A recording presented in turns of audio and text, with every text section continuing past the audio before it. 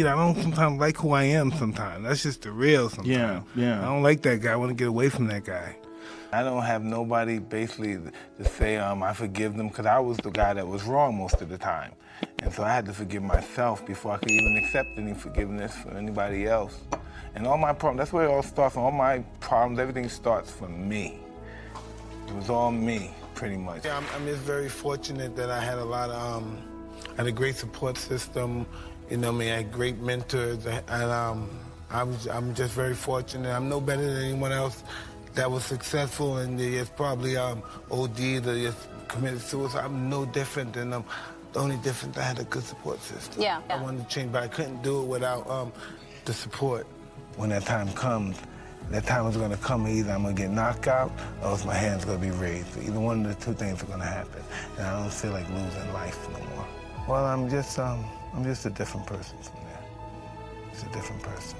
I don't know, it's just that it was difficult for me to live in life. Life is difficult for me. You know, I could do I could entertain people, I could sell places out, I could get high ratings, but living life is pretty hard, just living. It would be difficult if I was doing a rehearsal of it.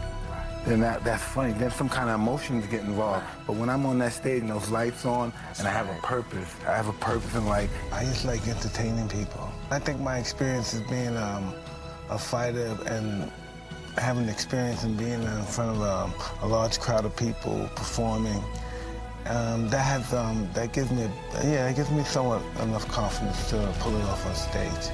It doesn't matter really. I would perform the same in front of 20,000 people or 2 people. That's a first. That only depended on me. Before I depended on other people, and so that got me. As a human being, success is important to anybody, as it is important to you. In your field, you become acclaimed in your particular field, as I did in mine, and people in every field. Everybody wants to be, I would say, noticed about their accomplishments and their hard works. And so, yeah, I think I enjoy that as well. I don't know how someone becomes a great fighter, and I would be lying if I said I did. Well, I'm never look at myself as being wise in my own eyes. You know, that's just for other people to make that assumption. You know, I perform, and everybody else could give me their appreciation, and else they don't like me. Everybody doesn't like my style of fighting. People like boxers, some people like sluggers. I just like to be exciting fighter. So I meet this old Italian man, and he's talking about teaching you how to fight. You don't think no white man's going to show you anything about no fighting. And my whole perception changed. He taught me, oh man, just from being with this man, he taught me, I became the most ferocious, intimidating fighter in the history of sports. And I'm saying, whoa, how did this happen? I became that guy. He gave me that confidence. And even though I still have a low self-esteem, but my ego gave me so much confidence that I could do anything. There's no way in a million years. Everybody say, no way you're going to be champion. You're too small. Yeah. So you're too short. No way, these guys are too big for you. Sometimes, when it comes to my realization of the situation, I forget that I'm that guy. I forget that I trained that hard and I became a fighter and stuff. From being involved with custom model, I picked up those characteristics. And those characteristics were your sacrifice and giving up what you thought was important for a cause that you feel is more important. No one could inspire me as much as he did. If I was discouraged, I say, I don't want to do this no more. We all go through that. I don't want to do this no more. He gave me the inspiration, the reason why I should be doing this. Everybody has a different path in which they take. My path was just sacrifice and dedication and discipline, something I never really was keen on. I never had that. I was pretty much self-centered and selfish and lazy. And the discipline was doing what you hate to do, but do it like you love it. You're nothing's nothing but the objective, the job, and that was the psychological warfare. Nothing matters. You're nothing. The only thing that matters is the objective, and accomplishing that objective by going through these methods of boxing. When we signed, there's an unwritten clause in there, but we all know it, that you could die during training or a fight. We as people, we try to avoid fights. You know what I mean? Right. From my instincts, we avoid fights all our lives. And just to be able, this is what you do, like you're a UFC guy, you're a fighter, this is what you do for a job, a lifestyle. It's pretty bizarre. Everybody that's with you, your trainers, man, they're all in there with you. And when you make a mistake, you let them down. The best thing that ever happened to me that I retired from boxing. Me working out and me getting out, I was so intense with this, my whole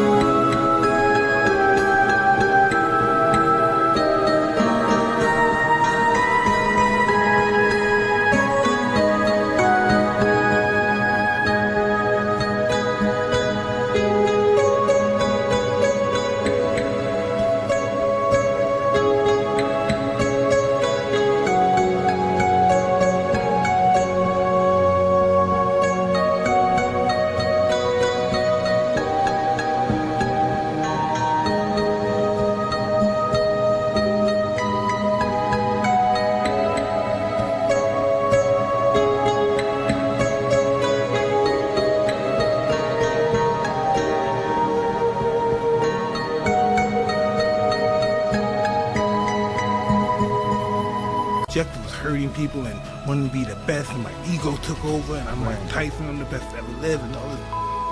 I don't miss that world, but I know I can.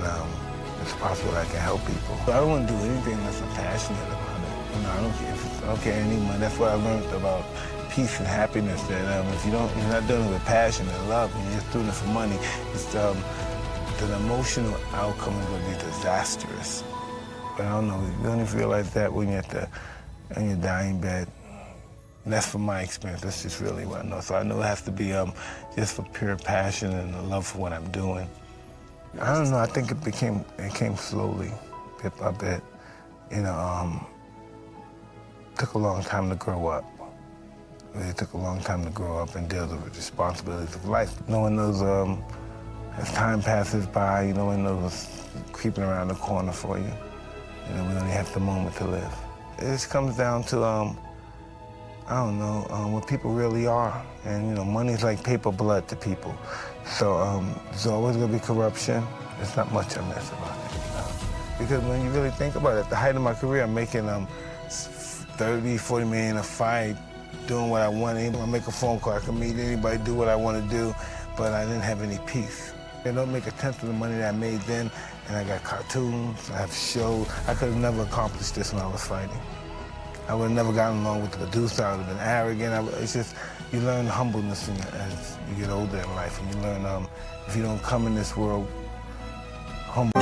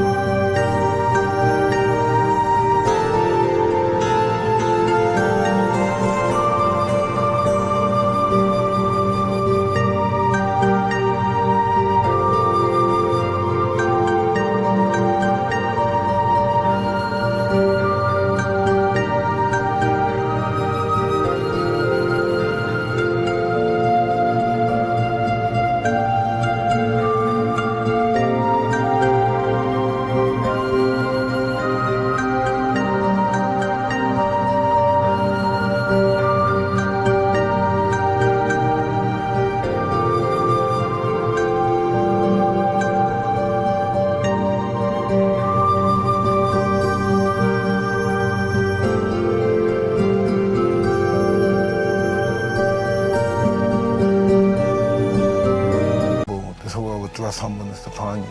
It has to come to an end. That stuff, if you don't bring it to an end, it's going to come to its own end. It might not like that way it ends. You realize how insignificant you are sometimes without your ego. Yes. You know, you realize, wow, you're not really much that you really thought you were. You know, about my childhood, people, you know, kicking the crap out of me all the time. And I was little, some bully came and took my bird, and I was saying, please give my bird back. He was a bigger guy, please, sir. And he said, you want this bird back, you.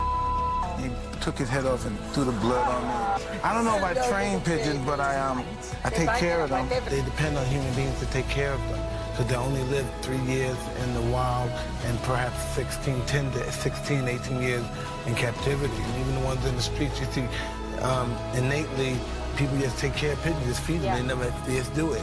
You don't like them, but still you feed them, and people take care of them. They're not going to get rid of them. And this is where it gets tricky. My birds are pedigree. They have papers for them. I'm a bourgeoisie, I'm a bourgeoisie when it comes to the pigeon. What the hell, we're just human, you know? No, I don't know if we're human. We're animals learned to be human beings, I guess, really. I don't know what's going on. I'm just back on the wagon. I fall off, I jump off, I fall on, I jump off. I'm just trying to stay alive.